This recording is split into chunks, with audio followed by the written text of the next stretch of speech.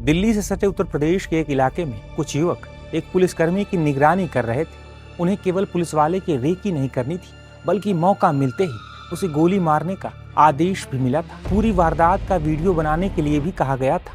हथियार तैयार था, निशाना सामने था, ट्रिगर दबाया गया, लेकिन तभी किस्मत ने पुलिसकर्मी का साथ दिया। पिस्तौल जाम हो गई, हमलावर वहां से फरार हो गए। बाद में पुलिस ने जब आरोपियों को गिरफ्तार किया और उनके मोबाइल फोन खंगाले गए तो जांच की दिशा अचानक ही बदल गई। फोन में मिले डिजिटल सुरागों ने सुरक्षा एजेंसियों को एक ऐसे नेटवर्क तक पहुंचा दिया जिसके तार भारत के कई राज्यों से होते हुए पाकिस्तान तक फैले थे। इस दौरान एक नाम सामने आया, शहजाद भट्टी।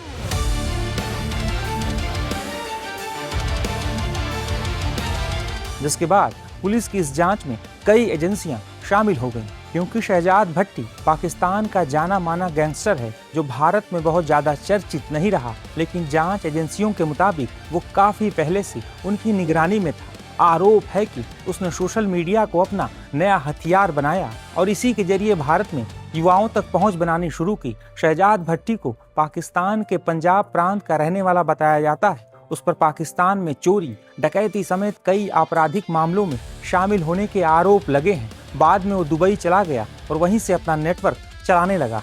सोशल मीडिया पर वो 333 नाम से भी जाना जाता रहा है। भारत पाकिस्तान संबंधों, धार्मिक मुद्दों और विवादित मुद्दों पर वीडियो बनाकर उसने बड़ी फॉलोइंग तैयार की। भारतीय एजेंसियों का कहना है कि इसी सोशल मीडिया नेटवर्क का इस्तेमाल युवाओं की पहचान और भर्ती के लिए किया गया है। पहले सोशल मीडिया पर संपर्क बनाया जाता है, फिर बातचीत को दूसरे प्लेटफॉर्म पर ले जाया जाता है। इसके बाद युवाओं को छोटे छोटे काम दिए जाते हैं। किसी को रेकी करनी होती है, किसी को दीवार पर नारे लिखने होते हैं और किसी को हथियार या दूसरा सामान एक जगह से दूसरी जगह पहुंचाना होता है। जांच एजेंसियों के मुताबिक कमजोर आर्थिक स्थिति वाले, नशे के आदी या गैंगस्टर कल्चर से प्रभावित युवाओं को खास तौर पर निशाना बनाया गया। उन्हें पैसे, हथियार और विदेश में बसने का लालच दिया जाता है।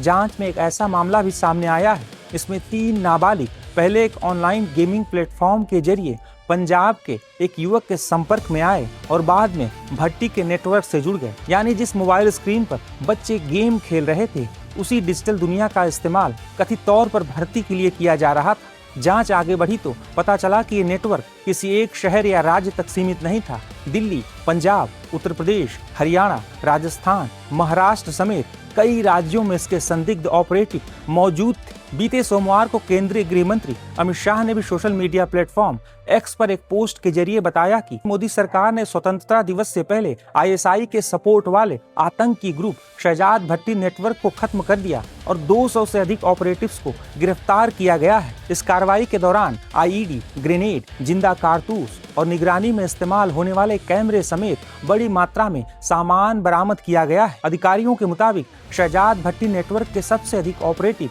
यूपी से गिरफ्तार हुए हैं। अधिकारियों की ओर से दी गई जानकारी के मुताबिक यूपी से 62, हरियाणा में 52, दिल्ली में 51, पंजाब में 44, राजस्थान में 15, महाराष्ट्र में 8, उत्तराखंड से 5, कर्नाटक, गुजरात और बिहार में 3-3 और तेलंगाना, हिमाचल प्रदेश, जम्मू और कश्मीर और केरल में 2-2 लोगों को हिरासत में लिया गया है। दरअसल इस मॉड्यूल की सबसे बड़ी ताकत उसका बिखरा हुआ ढांचा था। दिल्ली में 1 युवक, पंजाब में 2रा, हरियाणा में 3रा, राजस्थान में 4था, लेकिन इनमें से किसी के पास पूरे नेटवर्क की जानकारी नहीं होती थी।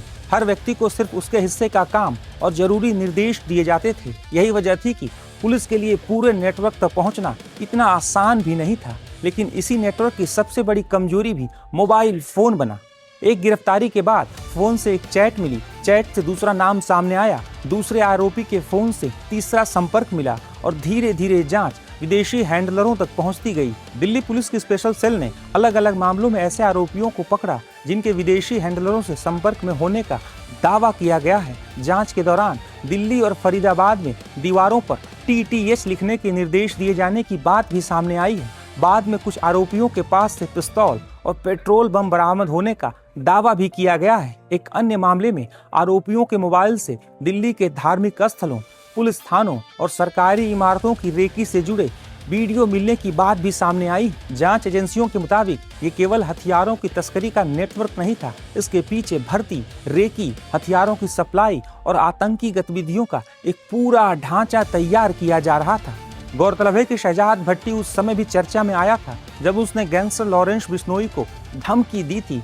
पहलगाम आतंकी हमले के बाद जारी एक वीडियो में उसने कहा था कि उसका भारतीयों या भारतीय एजेंसियों से कोई विवाद नहीं है, बल्कि उसकी दुश्मनी बिश्नोई गैंग से है। जानकारी के मुताबिक पाकिस्तान में शहजाद भट्टी का आपराधिक इतिहास 2013 में सामने आया था। इसके बाद वह आपराधिक गिरोहों से जुड़ा और उस पर हथियारों की तस्करी, जबरन वसूली और सुपारी किलिंग जैसे आरोप लगते रहे। भारत में शहजाद भट्टी गैंग के खिलाफ हुए एक्शन के बाद सबसे बड़ा सबक शायद यही है कि आतंक का नेटवर्क हमेशा सीमा पार से बंदूक लेकर नहीं आता। कभी वो सोशल मीडिया अकाउंट से शुरू होता है, एक वीडियो से, एक ऑनलाइन दोस्ती होती है, एक छोटे से लालच से, और जब तक सुरक्षा एजेंसियों को खतरे का एहसास होता है तब तक उसकी कड़ियां कई शहरों तक फैल चुकी होती हैं। भट्टी नेटवर्क की कहानी इसी बदलते खतरे की कहानी है, जहां सीमा के उस पार बैठा एक हैंडलर हजारों किलोमीटर दूर बैठे युवाओं तक पहुंचने के लिए सबसे पहले हथियार नहीं, मोबाइल फोन का इस्तेमाल करता है, जिसके जरिए वो खतरनाक साजिश भी रचते हैं।